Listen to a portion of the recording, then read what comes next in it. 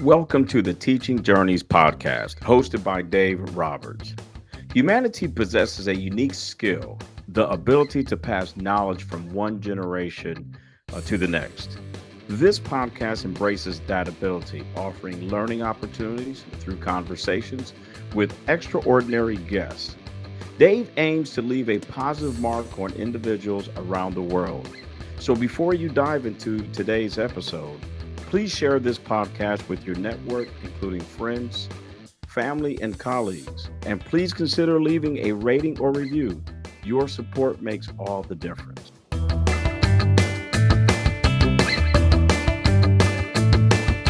Hi, everyone, and welcome to another episode of the Teaching Journeys podcast. I'm your host, Dave Roberts, and today it is my absolute pleasure to have as my guest April Hanna. I am going to read April's bio, and her bio does not do her justice with all the stuff that she has accomplished in her life, but I'm going to give it a go anyway. April Hanna, the founder and visionary behind Hanna's Healing Wellness Studio, is a multifaceted individual with a rich tapestry of accomplishments. Not only is she the co-founder of Path 11 Productions, a renowned media production company, but she has also embarked on her latest venture, expanding her wellness studio into a tranquil haven for sound healing nestled in the serene landscapes of upstate New York. With a distinguished background as a licensed mental health therapist spanning an impressive 2 decades, her journey is one of dedicated service to others. She offers a unique blend of spiritual coaching, holistic healing methods, and profound exploration of consciousness. She is also a seasoned Reiki master teacher who has expertly mentored and enlightened more than 200 students while facilitating an astounding 12,000 Reiki sessions since 2005. She is equally adept in the realm of podcasts, where she shines as a captivating host on the Path 11 podcast. Her creative genius is most evident in the 3 thought-provoking documentaries she has masterfully produced, each delving into the profound themes of consciousness and the enigma of life after death. These projects bear witness to her unwavering passion for unraveling the intricacies of human experience and a ceaseless quest to unearth answers about the mysteries that await us beyond this life. And with that, April, I have to take a deep breath. Well, thank you. Thank you, Dave. Thank you for that beautiful introduction. And I'm so glad to be here with you and so glad that you have your own podcast now. And it just feels great to be on the other side of podcasting. So I'm really looking forward to our talk today. Me too. And, it's kind of cool when I interview other podcasters, because one is there just as particular about sound and about echo, and as I have learned to become since I've had my own podcast. So it makes the editing process on my end quite seamless. I can speak to April's adaptability in dealing with podcasts and documentaries. I've been on her podcast a couple of times over the years, talking about my own journey and specifically about the book that I co-authored with Reverend Patty Farino, one of the psychology professor and met the minister. And I had the privilege of being interviewed for an upcoming documentary on after-death communication. That was a blast. We did that right out of my own house, and it was quite the experience. So I'm just so thankful to have you here today. Yes, thank you. And we could have talked about a variety of different topics, but I really want to focus on your recent involvement in an upcoming book project, The Grief Experience, which I believe is being released next month on February 4th. Am I correct? Yes, that is what we are aiming for. It's going to be released February 4th. I believe it's going to be coming out on Amazon, like through a Kindle digital download first, I believe. And then we'll be getting the books, and people can pre-order them now if they would like. And we'll be shipping them out to people. I have like a certain link on my website that people can get a signed copy. So I can actually write them a little message and then ship the book off, to myself, but people will be able to purchase it on Amazon as well. Perfect. Put me down for a signed copy. All right, I'll do that. But anyway, tell us about, I guess, the experiences or events that kind of drew you to become involved with the Grief Experience Project. Tell us a little bit about the book. Who's the lead author with it? Sure, sure. So the lead author is a good friend of mine and also a coworker who I've known for many, many years in the field of psychology, social work, and her name is Kelly Doherty. I know that she will also be a guest on your podcast as well. And actually, right after the pandemic, well, let me back up to 2019 because this is where it kind of all began. My mom pretty tragically passed away unexpectedly in October of 2019. And I'll get into that story a little bit because it intertwines with the chapter that I'm writing in the book. So she had passed away, and then the pandemic had hit, and I had to kind of close up shop and not see people in person anymore. And many therapists brought their businesses online through Zoom. So at that point, my lease to the office that I had was coming to an end, which was kind of perfect timing for me. And then I basically did all of my therapy through the pandemic through Zoom. And then once things started to open up, I was without an office. And I had moved during the pandemic, fell in love, and moved about 45 minutes away from Saratoga Springs, New York, where my office was. Now, Kelly was expanding into new space and was looking for one more therapist to come and join her Suite 21 group. And they asked me, they're like, April, where are you going to put your office? Where are you going to bring your office? We have one spot left. Would you mind? Do you want to come down here? So I said, yeah, sure, absolutely. So I ended up spending almost about 2 years with Kelly in the same office, sharing office space with each other as we were seeing clients. And I had watched her complete her first book. I think it was like Holistic Mental Health. And she was really excited because she was doing a book and writing a chapter with all these other authors. And I had watched her and our other coworker, Sherry Davies, do that book. And it looked like a lot of fun. I was like, wow, that's really cool. You're an author now. And then she decided that she wanted to become a lead author. And I said, and then she said, there's really not a great grief book out there. Like there's many good grief books, but one that is very comprehensive, like the one that she put together. And she asked me if I wanted to be an author. And I was like, nah, I'm good. No, thanks. I've got so much to do. And she's like, but you should really talk about the art that you're doing and how it helped to heal your grief after your mom died. And I was like, I don't know. I don't know if I really want to write a chapter in a book. And she just kept on me. And I was pushing back, and finally said, okay. I'm like, let me think about how we could do this. And let me see how I can bring my podcast into this and like help the whole book. So we finally sat down. I finally said yes. And I'm so glad I said yes because it has been just a very healing journey for me. And the events leading up to it, which inspired the chapter of my book. So I'm chapter 17, or I'm sorry, I'm chapter 16. And I talk about the healing power of art. So after my mom passed away in October, it was just very shocking. My mom really struggled with addiction issues and she was just not in a great place in her life. And unfortunately, the way that she passed wasn't the way that I would have expected or predicted. I thought she might die from alcoholism or maybe drug overdose or something like that. But she was crossing a street very late at night and got hit by a car. And so that trauma for me and shock and everything that I had to go through in dealing with the aftermath of all of that investigations and then trying to figure out my mom's life and pick up all of these pieces, it was pretty heavy. I'm an only child, so I don't have any siblings that were there to help. And my father lives in Arizona. And so it was just a pretty heavy burden on me. So that happened. And then I'm still carrying my client caseload. The pandemic happens. Now everybody is like grieving in shock. And I really put my grief on hold. I really wasn't leaning into the grief or dealing with the trauma of the grief. And it really began to manifest physically in my body. And about, I think, 9 months after, I was woke up one day, was completely healthy one day, woke up the next day with really horrible pains in my body, in my abdomen, in my left breast. I couldn't breathe. I felt like I was having a heart attack. And that led me on almost a year and a half journey of trying to figure out what was medically wrong with me and went through all of this testing. I went from having just a primary care physician to having like 10 different doctors.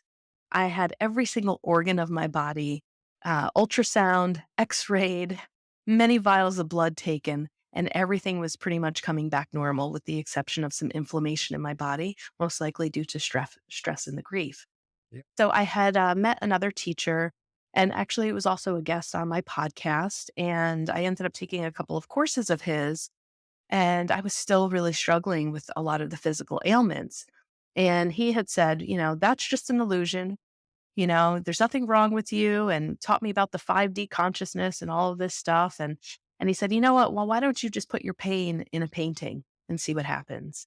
And that's exactly what I did. I had nothing to lose. I was so desperate because I've been so healthy my whole entire life. And when you lose your physical health, you feel like you lose everything. And so I was desperate to try anything and everything. So I went into a meditation and was like paying attention to the pain and what did it look like. And if I was going to paint this or draw this, what was it?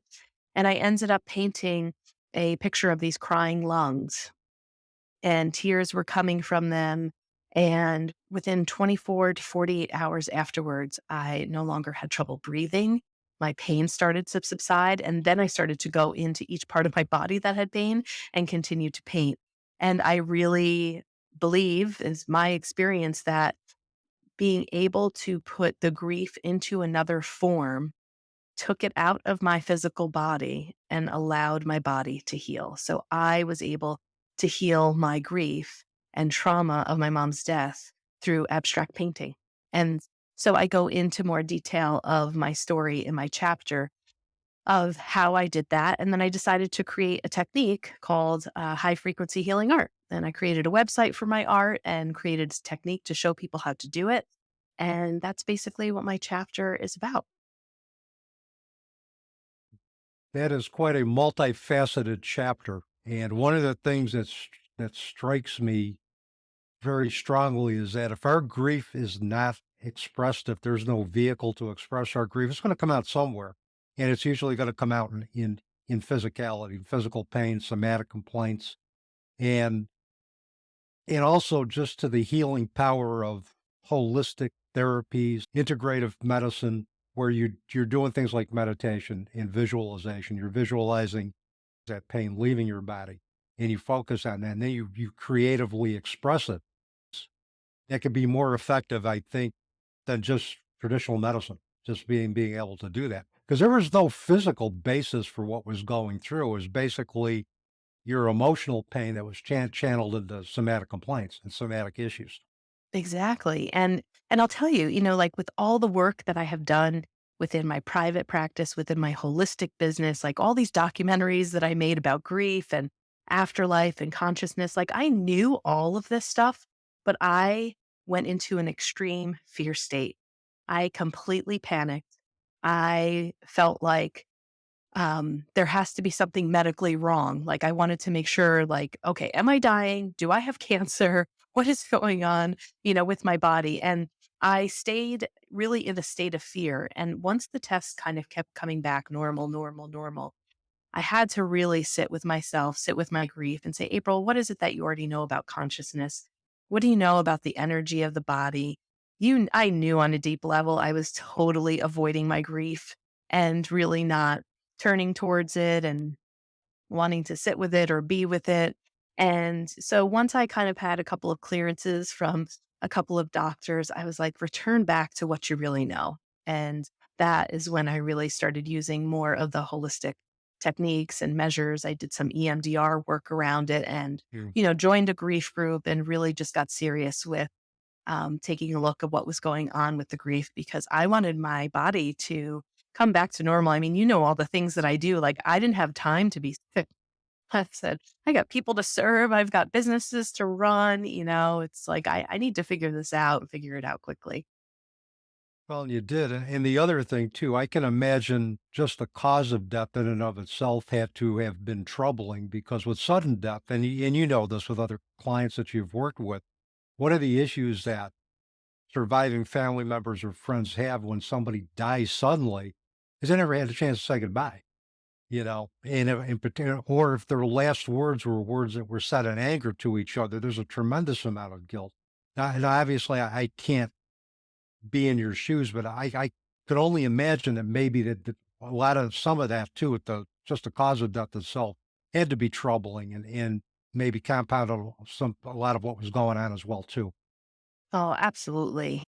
Since I've been young and just working through my mom's addiction, I had grieved her many times in life, not knowing if she was going to live through her heroin addiction, live through her alcoholism. There were times when she was missing. I mean, we had been through a lot together when, Mm. especially during those years where it was really unstable. So, but I always had this idea that somehow, some way I would be at her bedside when she died, or, I would get the call to come to the hospital or whatever the case may be. But that year, I started having visions and dreams of a police officer coming to my door and notifying me that my mom had died, and that's exactly what had happened. But I never thought in a million years that that's how she would have passed. And unfortunately, due to the accident and the damage that was done to her body, it was not recommended for me to view her or to see her or try to do any type of reconstruction, to be able to view the body. So that was really hard, and it's kind of one of the main points that I talk about in my chapter about that specific, um, just trauma of not being able to have that one last look, that one last touch, that one last, goodbye. And the other thing I know from family members who have had a family member or friend die of a sudden death, there's this deep seated desire and need to reconstruct what happened, whether it's, taking a look at autopsy reports, talking to the first responder on the scene, to see were there any last words that my mom had said to anybody, said about me? Was she in pain? Was she at peace? And these are things that are important for those individuals whose loved ones have died through a sudden death to be able to reconstruct the event, even if they do it not by themselves, but they take somebody who's supportive, that's going to support that part of their journey. But it's something that needs to be done and is essential to individuals moving through grief from that type of loss. You're absolutely correct. I did all of the above. So, the first thing that I did, for listeners maybe who don't know about this, was I submitted a FOIL form, which is Freedom of Information Act, and was able to get the police report, the witnesses' accounts, the reconstruction of the scene. Um, I definitely ordered the autopsy report, to understand what was going on, what was actually in her system. And believe it or not, it was a really high level of alcohol and prescription medication that she was prescribed for her anxiety and PTSD. Um, so like getting those answers were very helpful, but then I sought out the help of very talented psychic mediums. And then I also did, which, doing this, well, my therapist said this was not a great idea because I kind of re traumatized myself in some ways in yearning and searching to understand what happened that night. I did use some of my own psychic intuitive skills and my remote viewing skills to go out of my body and view the scene, and go back into time to be able to see what had happened. And I was able to do that before I actually got the police report. And so what was interesting was a lot of what I did with moving my consciousness back into the past. I did see a lot of what was actually in the police report that I hadn't had at the time when I was going into meditation. I would not recommend, if you have the ability to do that, because it was almost as if I was there. And, if I know getting into remote viewing is a whole nother type of podcast for us, but it is basically, being able to, with your intent, to take your consciousness and be able to, move it through different reality frames and, past, present, future, and to be able to do that. So, but I was curious, it was part of my journey, and I wouldn't change it per se, but if I was sitting with somebody that had these abilities and skills and wanted to do that, I would probably, you know, really educate them about on the type of trauma that could also continue to, compound with the trauma that you already have in an event like this. Well, and what you did, first thing that when you mentioned remote viewing, the first thing that came into my head was astral projection. Individuals who are very intuitive have very strong meditative powers can actually just leave their body and just travel to another dimension, connect with their spirit guides, and then come back and then use those teachings to make for a better planet. What you also described sounds similar to what I've read about accounts on the afterlife for individuals who've had near-death experiences where they've left their body and there's been a review not only of their current life so that they can see the paths that they took, but also their past lifetimes, and time kind of stops. Thanks for sharing that because that's a pretty fascinating piece to add to your own grief journey. Right. Yeah. I mean, blessing or curse, I'm not sure, but, with the past 11 productions, that I was doing since 2008, it was almost like everything that I've researched for past 11 productions on the afterlife, out of body, astral travel, remote viewing, consciousness, those life reviews, everything just kind of really came to a head when my mom, made her transition, I would say. Um, so yeah, it was quite an interesting part of the journey and just I think all of that research of my documentaries and being on the podcast really helped me for that moment to realize that we are so much more than our physical bodies, that we really don't die, we just transition.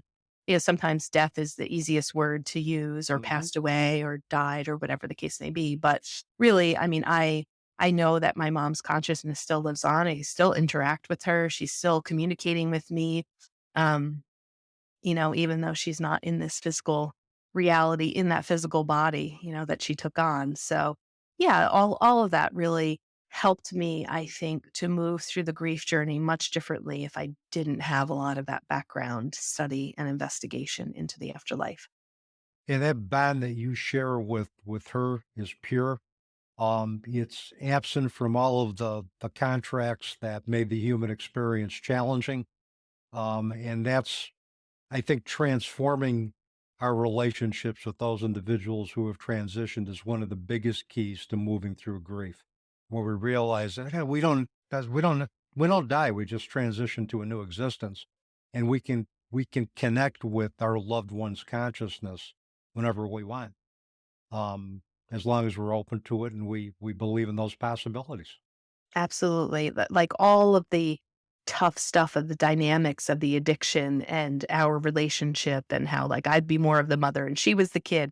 Like all of that really healed when she made that transition and we were able to literally talk about things, in my meditation and heal and grow with each other. And the relationship that I have with my mom now is really beautiful. I mean, it was like there I had many moments with my mom that were very beautiful growing up and then really hard times too, but it's like as she made that transition and our relationship now is much sweeter, supportive, she can support me in a totally different way than she could when she was earthbound and really just kind of struggling with her stuff, like you were saying, all of those contracts. It's so much smoother now.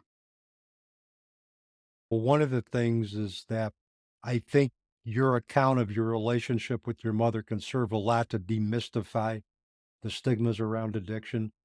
And I, as you know, with my background, I was an addictions counselor for 27 years and a clinical supervisor in an addiction setting. And the individuals that I worked with, their addictions were what they did. It was what had they danced with, but it did not describe their gifts as a person. That their gifts were separate from the behavior. And if we can understand that we're treating the behavior and not at the expense of the self-esteem of the individual, we're going to come a long way because addicts are what they do. They're not who they are. And I would imagine your mom had some beautiful gifts. She was probably when sober, probably very loving. She was very caring. I also assume, knowing her daughter as I know her daughter, that she was also very bright, very passionate about what she believed in. She just danced with addiction, and she could not put that dance aside. But it does not make her a bad person. It just Exactly. and we should not judge the value of somebody's life by a specific action or actions. It's what did they bring to the table in general.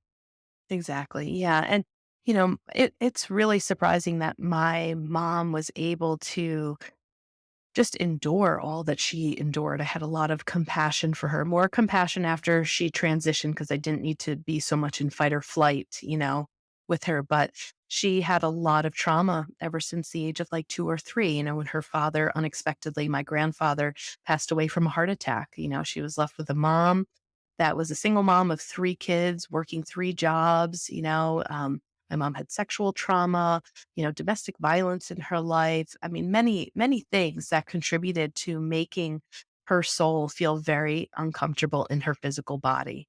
And I understand with the level of trauma that my mom had, that the self medication with the addiction probably allowed her to be on earth for as long as she was, in some ways, because it just numbed her out, and so she could kind of like half be here and not half be here. And, so I have compassion in knowing that it was really hard for her to live here on earth and to be sober. I'm happy she found about 10 years straight of sobriety during my 30s, which was wonderful. It was really great. And, kind of shocking. She died when she was 64.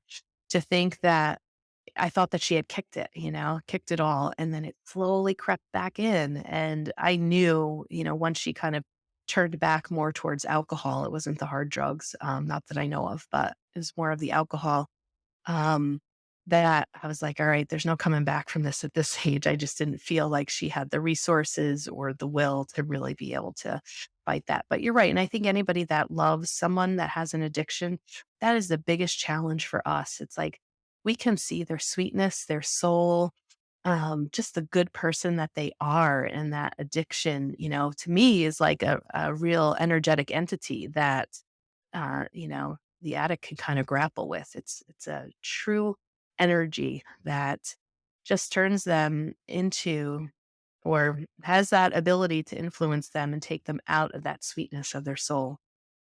Well, the other fact that you mentioned is that she had 10 years of sobriety, which is the other part of that. And that tends to get overlooked Right. because individuals who have danced with addiction, there are many of them have had periods of long-term sobriety where they have been able to engage in 12-step programs.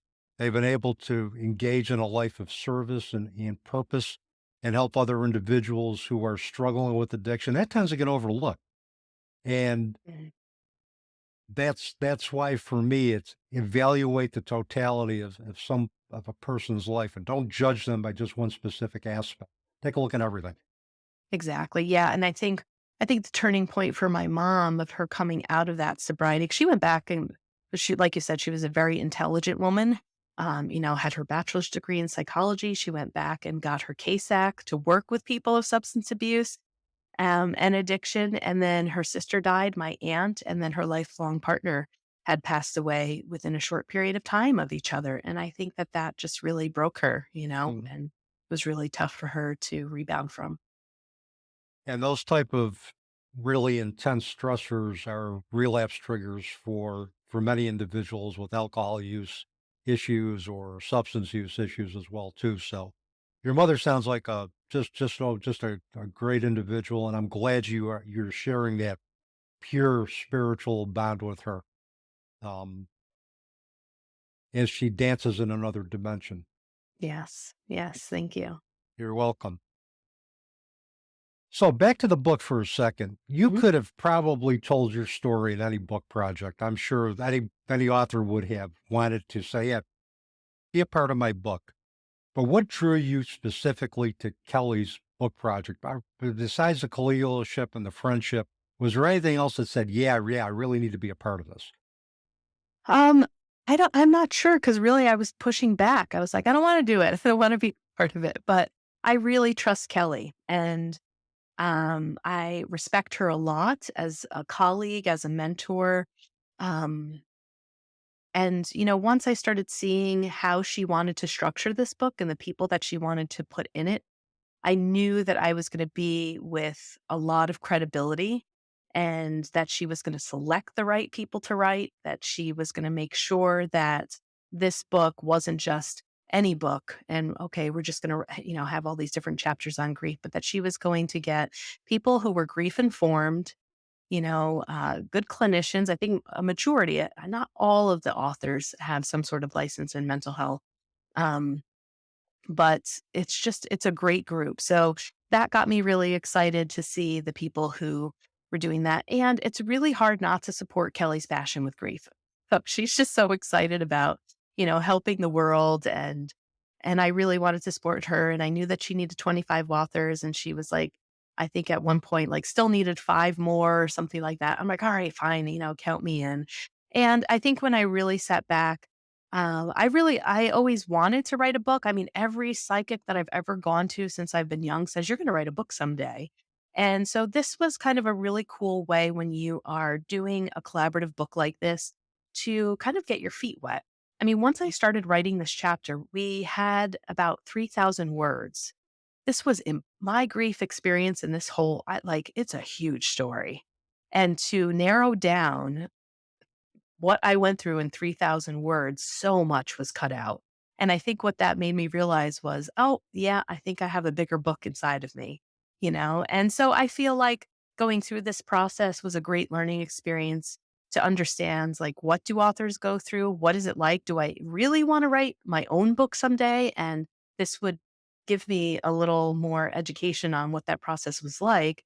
And, all right, a chapter, I could commit a chapter. And then if this was too hard or if I didn't like it, then I know if I'd want to do this in the future. So I think there were, those are some of the other reasons, as well. And I haven't really come across, even with my journey, anything about art and grief. I'm sure that there's stuff out there, but I think the technique that I kind of learned and refined and made for myself really is a very positive thing to share with people. And some people Mhm. can greatly, learn from that. So I always feel like we should never kind of keep our gifts inside of us. It's like whenever we can have a platform and share them, we should. And this was a great example to be able to share, this experience of what I went through. So I then went on to start teaching art classes. Like, I have no history in art. I didn't go to school for art. I mean, I always took some classes here in college and high school, but it was really beautiful to see the art that was inside of me come out. And that is what I have seen when I teach these paint and meditate classes. People forget that they have artists within them. And so it's been really beautiful to take this and share it with people and then see them find their inner artist and use that with their emotions, with their trauma, with their grief. So it was a great opportunity for me to be able to apply this, I think. Yeah, and I think our writing, blogging, collage work, all of those creative outlets can really be therapeutic as we are trying to travel the very uneven and uncertain road that is grief.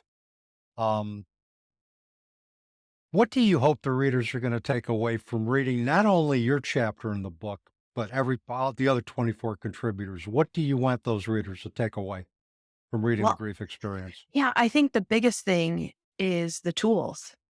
I mean, stories heal, right? I mean, they have always healed from generations to generations. We heal through hearing other people's stories. But the other thing that I love too about Kelly, and she's always wanting to give people some sort of tool that they can use afterwards. And I think any good therapist, wants to share those tools so no client ever becomes dependent on the therapy session in itself. So I am really excited that this book has so many interesting stories of so many different types of grief. I don't think that any chapter is replicated. It's like each chapter is a different type of grief or grief journey, which is great. And then everybody has a different tool that they're offering. So I see this book also as a reference book for other therapists, clinicians, anybody that works in the grief field. I see this as a book for people to give friends or family. Like, sometimes you don't know what to do or what to say, or what could you give a person who is grieving. And I think that this is going to be a great gift that you can hand somebody during their journey and say, whenever you feel it's time, this book may, be very helpful for you. And it's just fascinating to see how different types of death and experiences can impact everyone. So I feel like no matter what type of grief you're experiencing or what your story is, you'll be able to find a chapter in this book that you'll be able to relate to. And the other use for it, I think, if you haven't experienced the death of a loved one yet, and you're trying to understand somebody else's grief journey, reading these chapters will maybe help you have a little bit of an idea what a friend or another relative or coworker might be going through. So it's a great book to also become more grief informed because, all of the authors made sure that the right language is used when we're writing this. These tools are effective. All of these tools that I think each author gives, they have done themselves. So it's kind of like we've walked the walk, we've walked the path before you. We know that these tools work, and if you want them to work for you, like, here's the book, here's how to do it. It sounds like the grief experience is going to have something for everybody. I like the fact that you cover a variety of different losses, causes of death, because each one of those, as we talked about earlier, has its own unique challenges that clinicians need to be aware of. My last question for you, and this is going to give you an opportunity to promote yourself a little bit. If people want to contact you about your services, what you have going on, what events or projects you have going on currently, what's the best way for them to do that? Sure. So, I have a wellness studio called Hannah's Healing Wellness Studio, and we're located near Saratoga Springs, New York. Sorry, I got the light shining right through my window for your video here right now. So, not the best for podcasting videos here, right? So, um, but we have hannahshealing.com. So, that is my website. I do one on one spiritual coaching. But now with the other projects I have going on, I really don't know how much longer I'm going to be doing. I kind of moved out of the clinical field, so I'm not taking insurance anymore. I'm not really doing clinical work. I'm doing more spiritual coaching. But now that I've gotten so busy, this might be the last year that I do that too. I don't know what 2024 will bring, but we have hannahshealing.com for that. We put on retreats. I have expanded my business into sound healing now. So we have 4 different quarterly retreats that we're doing with sound healing, energy work, and more ritual work that I know you love too. Mhm. And then if people are interested in the documentaries that I've made and the podcast, that's path11productions.com. The podcast, we have interviewed most of the authors as well on this book, among some of the most, well-known visionaries and researchers of consciousness, and that's called Path 11 Podcast.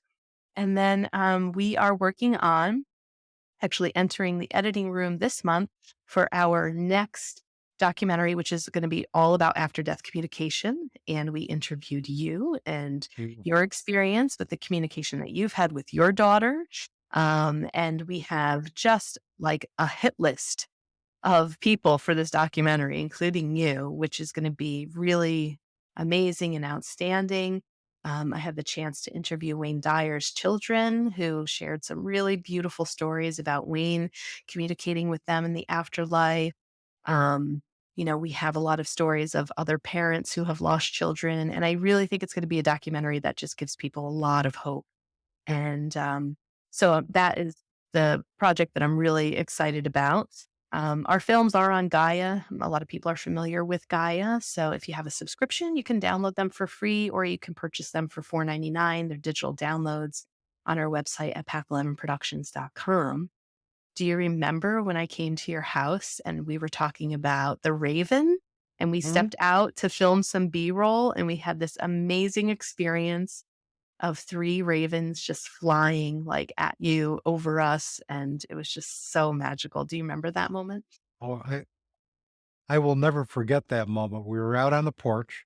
Had just gotten done at recording the interview, and we had talked about obviously the role of crow medicine as far as helping me transform grief and work through grief and transform the relationship with my transition daughter Janine. And you, me, and Mike were standing on the front porch, and I heard these 3 crows just cawing and flying overhead as if on cue. And I think I looked at you and I said, "You can't make this stuff up," because we Yep. had just talked about it. And it was validation of the role of that beautiful bird, an intelligent bird in my life. And that was just one of the more magical moments that I can ever recall being a part of in anybody that I've ever interviewed or any podcast that I've ever been interviewed on. So it was great. And I was going to ask you if you were going to keep that in there. So I hope so. I want to find a way to be able to fit that in. If not, it might have to be like an outtake role for people to see. And, maybe you and I can tell more of the story as it Uh-huh. happened. Yep. And the uncut, the uncut The uncut version version, yeah. and our reactions and the words. And I was like, oh my God. I'm like, it's not only one, but it's three. There were three of them and they were clawing and they just circled around us. And then they flew past us. And it was just so magical because we were in such a flow state that whole day. I mean, I think Mhm. we were with you for like 4 or 5 hours. So, Yeah. for your listeners, it's like when you sit down and talk with Dave, it's like you go into some sort of vortex portal. It's just really cool. It automatically becomes like this energy medicine. And, we just sat and we talked and we reminisced and, felt the spirit of your daughter. And then we just go out. And then there nature was, his crow medicine was there. Just, oh, it was so beautiful and so magical. I'll never forget that either. So, Yeah, neither like I said, neither will I. That's something that I could still picture that scene now, and we me did this, too. like, over 2 years ago. It's always a pleasure. Thank you so much for taking some time out of your day to spend with us, um, and we gotta do this again in the future. Yeah, let's do it. We have lots of fun things to talk about. So I would love to come back on and just want to thank you and your listeners for embracing me and my story. And, I'm just so happy that you're doing this now. And because we need more podcasts to talk about subjects like this. So thank you. And thanks to your listeners. And with that, that is a wrap on another episode of the Teaching Journeys podcast. I'm your host, Dave Roberts, wishing you peace.